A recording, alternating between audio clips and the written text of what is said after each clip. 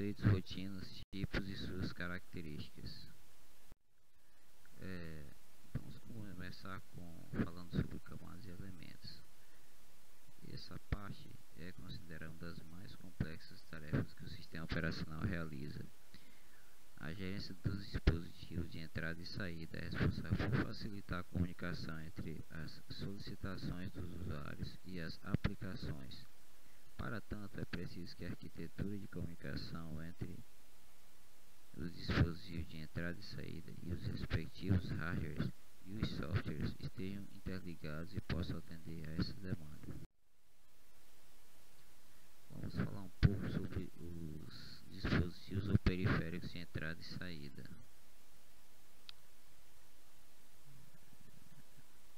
Esses que são mecanismos que permitem a interação entre o usuário e a máquina de forma amigável e segura junto às aplicações. Outro também que faz parte é o controlador. É um hardware que faz a interface entre a solicitação do usuário e o driver. É composto por memória e registradores programados para enviar as instruções aos respectivos drivers. Aqui é que são armazenadas as sequências de bits que o dispositivo de entrada e saída envia. Quando não houver erros, o controlador enviará as informações do bloco para a memória principal.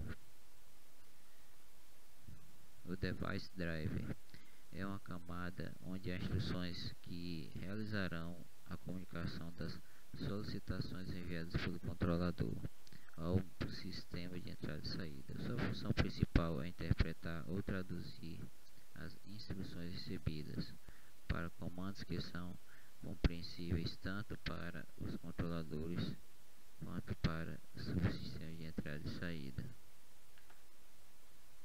O subsistema de entrada e saída tem uma função de distinguir, de acordo com cada dispositivo, as solicitações e executar as rotinas de comunicação que realiza entre as aplicações do sistema de arquivos e dos sistemas de gerenciamento de banco de dados, além das solicitações advindas do device driver.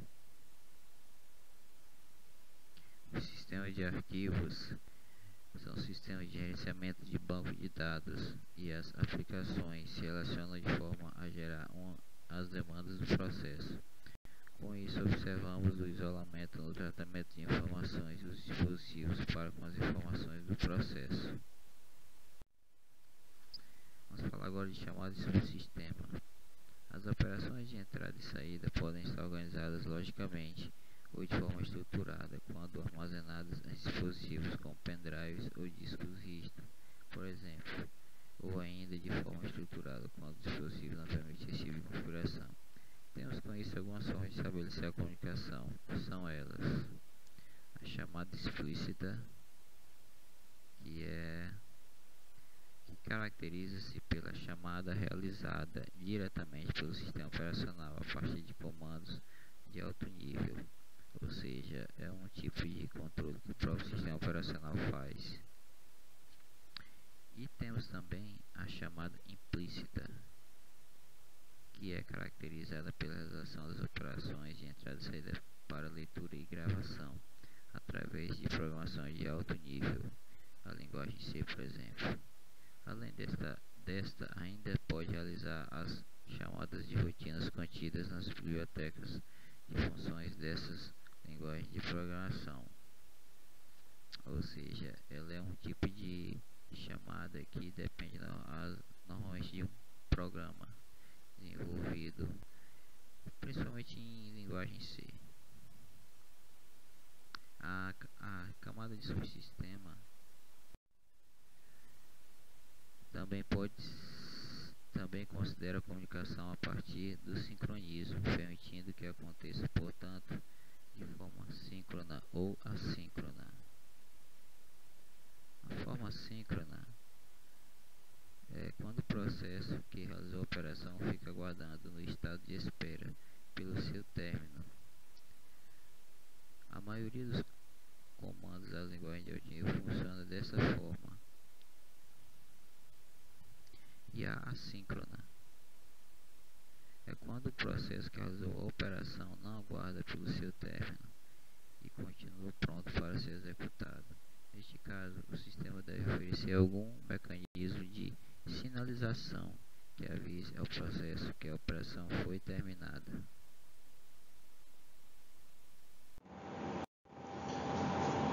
Vamos falar um pouquinho sobre os dispositivos de entrada e saída, né? A gente já conheceu um pouco de como que funciona e tudo mais. Vamos ver aqui como que é um pouquinho dos dispositivos de entrada e saída, mas respectivamente sobre os hardwares, né? Nós podemos classificar com os dispositivos de entrada de dados, né? Nós temos o teclado, temos o mouse, o microfone, pendrive, CDs, DVDs e etc. Tem vários outros tipos de dispositivos, eu coloquei apenas alguns. Já como dispositivos de saída, né?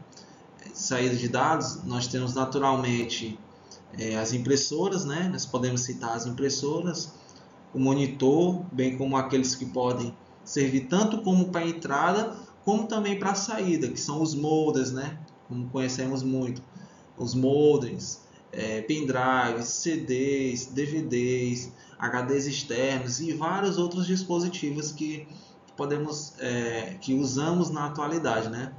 Atualmente nós temos até os aparelhos celulares, né? Como uma forma de estabelecer essa comunicação. Também a solicitação de entrada e saída, né? Então, quando conectamos o nosso celular via cabo ou Bluetooth, também estamos realizando operações de entrada e saídas. Observe também a necessidade de quando se conecta um deles a uma outra máquina ou dispositivo, de um mecanismo que reconecte e permita que seja dada a frequência das operações tanto de leitura quanto de gravação e interface de aplicações e sistemas de arquivos requeridos, né? Me perdi um pouquinho aqui. Só complementando, esses discos magnéticos eles merecem uma atenção especial, né? Em função da quantidade de dados que podemos armazenar, e é justamente por isso os fatores como segurança da informação também, né? Proteção, que devem ser levados também em consideração. Esses discos magnéticos são compostos por discos sobrepostos, que são unidos por um eixo vertical, que no caso é esse, o eixo vertical, que permite a sua rotação em uma velocidade constante. Os discos são compostos por trilhas, né? Compostas por setores. As trilhas dos discos são sobrepostas em forma de um cilindro, sendo que para cada disco há um procedimento que permite a leitura e gravação de dados. Agora vamos ver outros tipos de tecnologia, né? De entrada e saída. Agora vamos conhecer como que se estabelece, né, a comunicação entre a solicitação de ação do sistema pelo usuário através de dispositivos de entrada e saída. Line Discipline. Ela pode ser definida como uma interface, né, entre os processos de usuário e os drivers do terminal, ou seja, são responsáveis por realizar a codificação e a decodificação das solicitações de usuários, né, em informações ou instruções de máquina, né? Esse drive pode trabalhar de dois modos, né, de operação. Temos também o Hall e Crockett, que são responsáveis, né, pela transmissão e a codificação, respectivamente, dos caracteres de entrada para os processos oriundos, né, de solicitações de usuário. Essa informação deve passar pelo interpretador de comandos, também conhecido como shell/1. Temos também o Rounding List, que é responsável por armazenar os dados de entrada e saída. E temos também o Crockett List, que é responsável também por armazenar os dados de entrada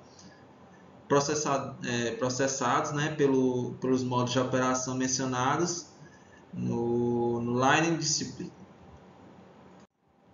Temos também o Output, né? Output List, que essa função ela tem a função do code block, né, e armazena os dados de saída que deverão ser exibidos para o usuário.